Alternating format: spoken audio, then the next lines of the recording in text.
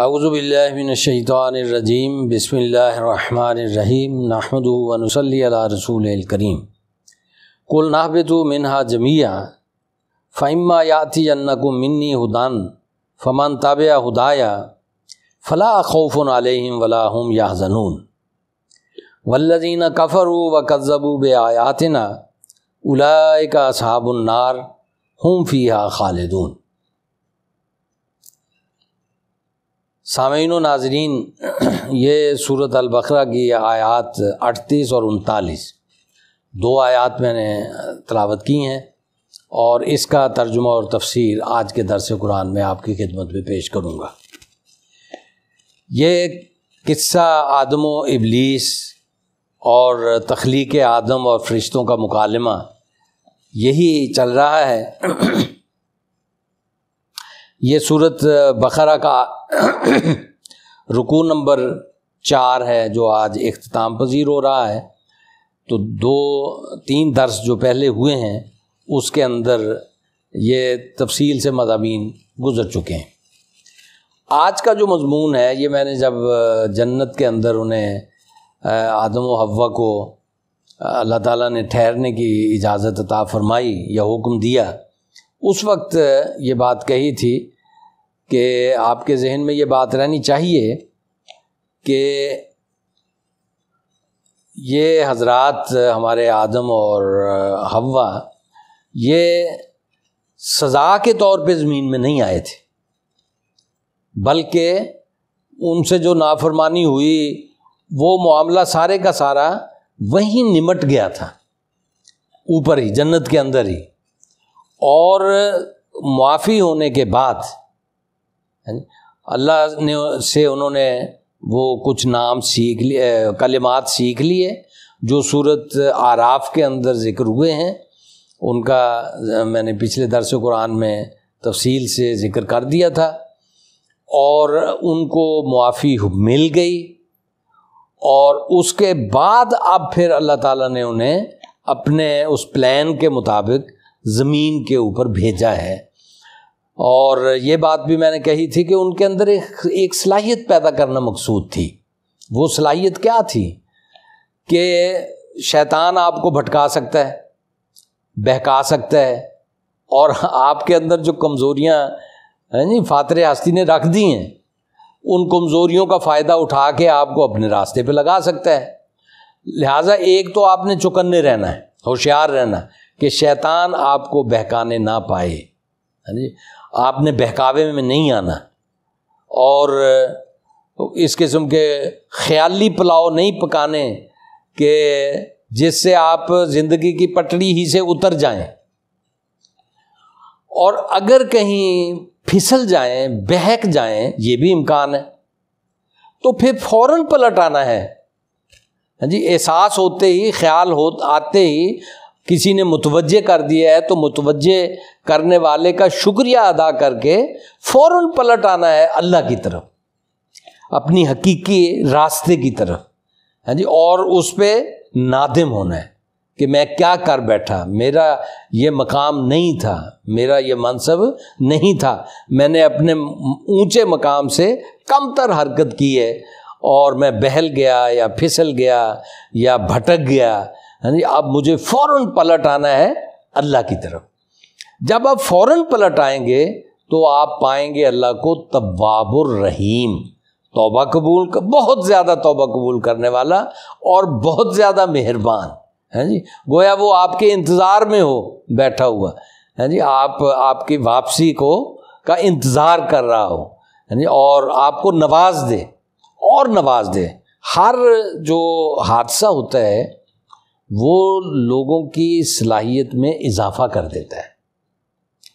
ہر انسان پہ گزرنے والی ہر آزمائش اس کی صلاحیتوں کو بڑھا دیتی ہے، بشرطے کہ انسان اپنی عقل سے کام لے، سمجھ سے کام لے، اور اپنی اس صلاحیت میں اضافہ شعوری طور پہ اضافہ کر لے۔ کیونکہ تن آسان جو ہیں وہ مشکلات سے گھبرا جاتے ہیں، لیکن مشکل پسند ہر مشکل سے اپنے اندر کی صلاحیت کو بڑھا کر اس سے بھی بڑی مشکل کا مقابلہ کرنے کے لیے اپنے آپ کو تیار کر لیتے ہیں۔ اللہ نے انسان کے اندر بڑی خوبیاں رکھی ہیں، بڑے کمال رکھے ہیں اور اسے بہت بلند بنایا ہے، لہٰذا ہائے واویلہ کرنے کی بجائے، ناشکریاں کرنے کی بجائے اور نافرمانیوں میں پڑنے کی بجائے اور بیٹھ رہنے کی بجائے اور پست ہمت ہو جانے کی بجائے اپنے حوصلوں کو بلند رکھنا، اپنے عزائم کو بلند رکھنا، بڑے خواب دیکھنا اور بڑے کام کرنے کی خواہشیں پالنا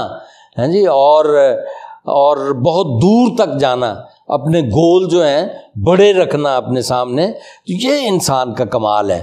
اور ان کو حاصل کرنے کی پھر جستجو اور کامیابیاں بھی اللہ تعالیٰ عطا فرماتا ہے، اور انسان سمیٹتا ہے کامیابیاں اور اس کا نام بنتا ہے اور اللہ کے ہاں اس کا مقام بنتا ہے۔ جو جتنا بڑا کام کرے گا اللہ کے ہاں اسے اتنا ہی بڑا مرتبہ اور رتبہ عطا فرمایا جائے گا۔ تو اس لیے یہ بات میں نے آپ سے کہی کہ حضرت آدم علیہ السلام اور حوا نے زندگی کا ایک تجربہ کیا جو انہیں پہلے حاصل نہیں تھا۔ جنت میں تھے تو سب کچھ بافراغت مل رہا تھا، ایک چیز سے منع کر کے اور شیطان کے بہلاوے میں پھسلاوے میں آ کر نافرمانی کر کے انہوں نے کیا پایا؟ انہوں نے توبہ کرنے کا طریقہ پایا اور اللہ سے معافی مانگنے کا گر سیکھا۔ اور یہ معافی بھی مانگنا جو ہے نا یہ بھی انسان کی صلاحیت کو بڑھاتا ہے اور بڑے راستے روشن کر دیتا ہے۔ آئندہ کبھی اس قسم کے بہکاوے میں نہیں آنا، یہ کمال ہے اور خوبی ہے جو انسان کے اندر پیدا ہوتی ہے۔ اور پھر اللہ کی طرف رجوع کرنا، جب ذرا آسانیوں میں پڑا ہوا ہو تو اللہ کو نظر انداز کر بیٹھتا ہے نا، اللہ کی طرف سے توجہ ہٹ جاتی ہے، لیکن نافرمانی ہوئی تو پھر رجوع اللہ کی طرف کیا، اللہ کی طرف رجوع میں اضافہ ہو جاتا ہے، دل و جان سے چاہتا ہے کہ مولا میں غلطی کر بیٹھا، مجھے معاف فرما دے، میں تیرا بندہ بن کے رہنا چاہتا ہوں اور آئندہ عزم کرتا ہوں کہ میں تیرا بندہ بن کے رہوں گا۔ تو یہ پس منظر ہے سارا۔ اس میں آپ دیکھیں اللہ نے زمین پہ انسان کو اتار دیا اپنے منصوبے کے مطابق، سزا کے طور پہ نہیں، اپنے منصوبے کے مطابق۔ قلنا، ہم نے فرمایا، اہبطوا منہا جمیعا، تم سب کے سب زمین پہ اتر جاؤ، فإما یأتینکم منی ھدی، پس جب بھی تم میں سے کسی کے پاس میری طرف سے ہدایت آئی، فمن تبع ھدایا، اور جس نے اس ہدایت کو کی اتباع کی، فلا خوف علیہم ولا ہم یحزنون، نہ ان پہ کوئی خوف ہوگا اور نہ وہ کسی غم میں مبتلا ہوں گے۔ ہاں جی، والذین کفروا، اور جنہوں نے ہماری ہدایت کا انکار کر دیا، وکذبوا بآیاتنا، اور ہماری تعلیم کو جھٹلایا، اپنی عقل پر اعتبار کیا، اپنی وہ تقلید آبا میں مبتلا ہو گئے۔ تو اس کی وضاحت میں بعد میں کرتا ہوں۔ تو ہماری آیات یعنی تعلیمات کا انکار کیا، اولئک اصحاب النار، ان کے ساتھ کوئی رعایت نہیں ہے، وہ اصحاب نار ہیں، ہم فیہا خالدون، اور اللہ کے حکم کا، اللہ کی ہدایت کا انکار کرنا اور اس کو جھٹلانا کوئی ادنا درجے کا جرم نہیں ہے، بہت بڑے درجے کا جرم ہے جی۔ ایک تو سزا ہوگی جہنم اور پھر ہمیشہ ہمیشہ کی جہنم۔ یہ دو گروہ گویا ہو گئے، اللہ تعالیٰ نے بتا دیا، اور زمین پہ انسان کو اتارا اور اسے یہ بنیادی ہدایت دے کر اتارا کہ آپ نے اللہ کی اطاعت کرنی ہے، اللہ کی اطاعت میں زندگی گزارنی ہے، اور جو اللہ کی طرف سے ہدایت آئے اس کے تابع ہو کر رہنا ہے۔ گویا یہ انسان کی پیدائش کے ساتھ ہی اللہ تعالیٰ نے اپنے ذمے یہ بات لے لی تھی کہ انسانوں کی ہدایت کا انتظام بھی میں نے کرنا ہے اور ان تک ہدایت پہنچانی بھی ہے وحی کی صورت میں، اور اسی وجہ سے انبیاء کرام علیہم الصلوۃ والسلام آتے رہے اور آخر میں نبی پاک صلی اللہ علیہ وسلم تشریف لائے اور آپ کو اللہ نے قرآن عطا فرمایا جس کا ہم درس سن رہے ہیں اور میں دے رہا ہوں. تو یہ قرآن محفوظ کر دیا.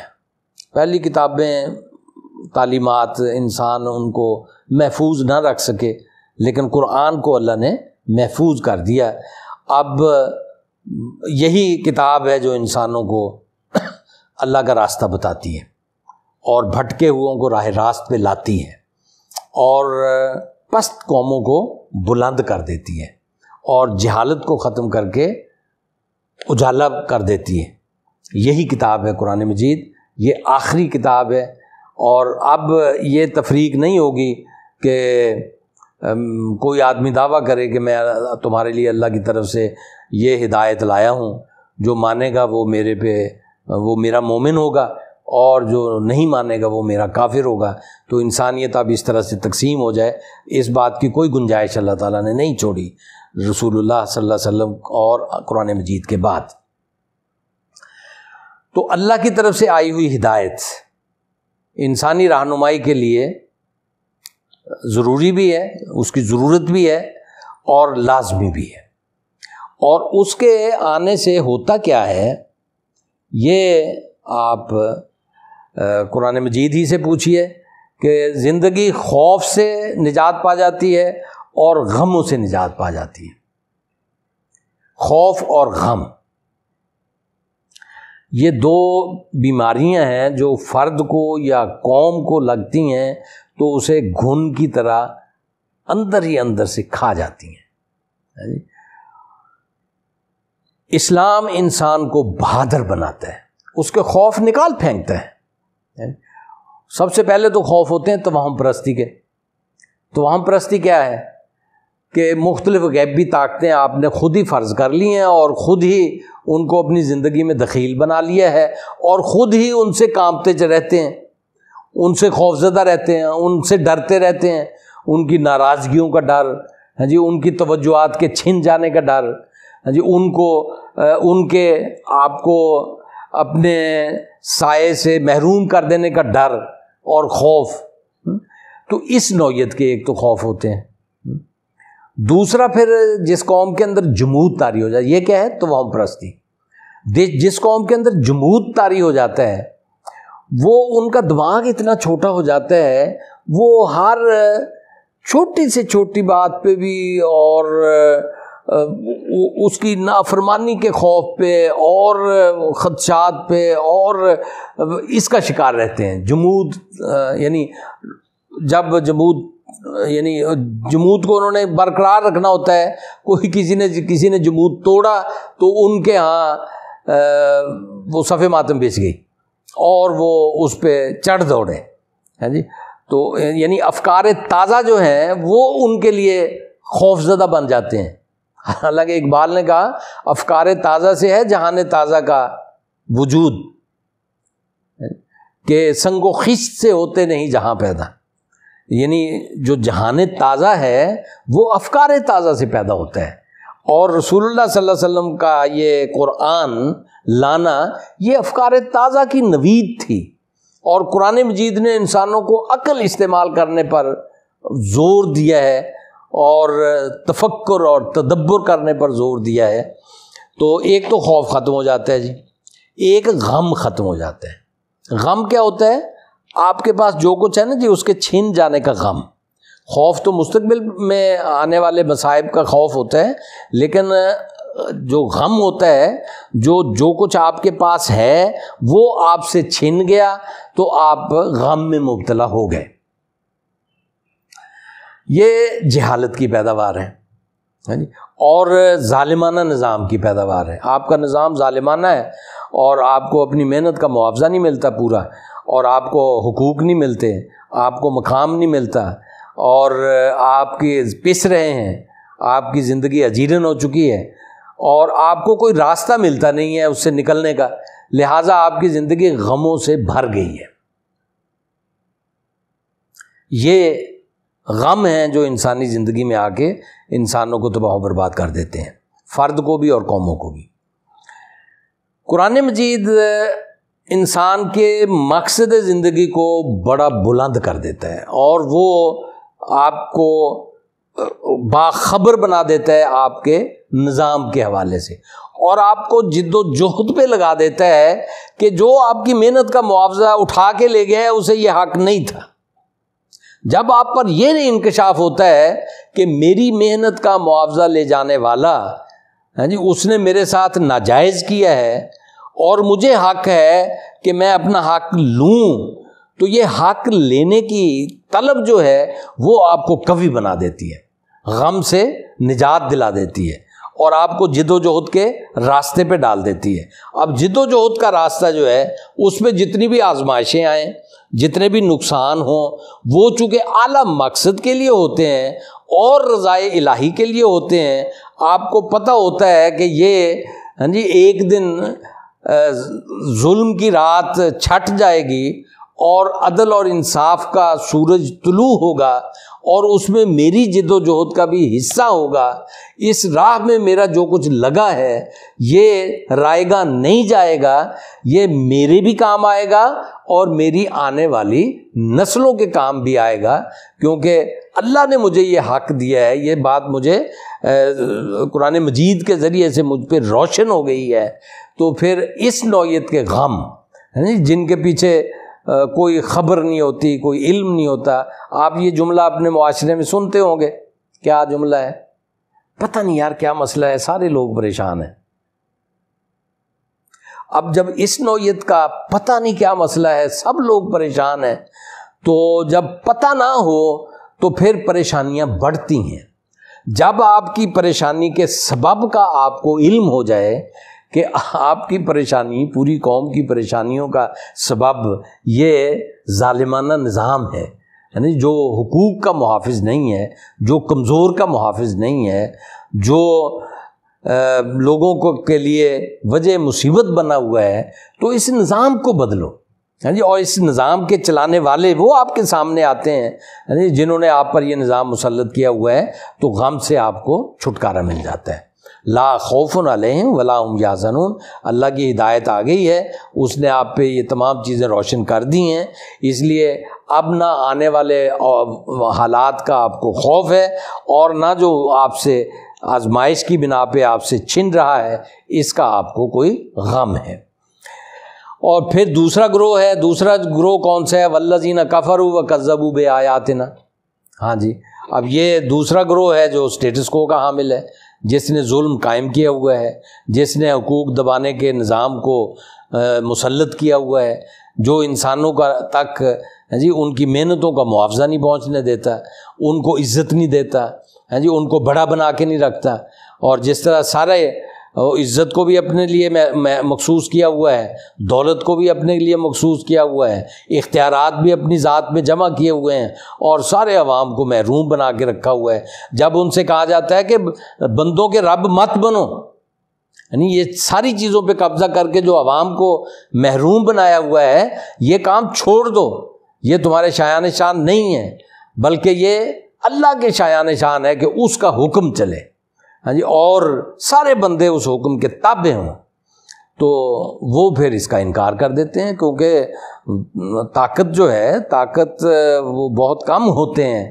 جو اپنی طاقت سے دستبردار ہو جائیں، اپنے بلند مقام سے دستبردار ہو جائیں، جو لوگوں کو حقوق دینے لگ جائیں خود بخود، ان کے قابو کیے ہوئے حقوق انہیں دینے لگ جائیں، ایسے لوگ کم ہوتے ہیں۔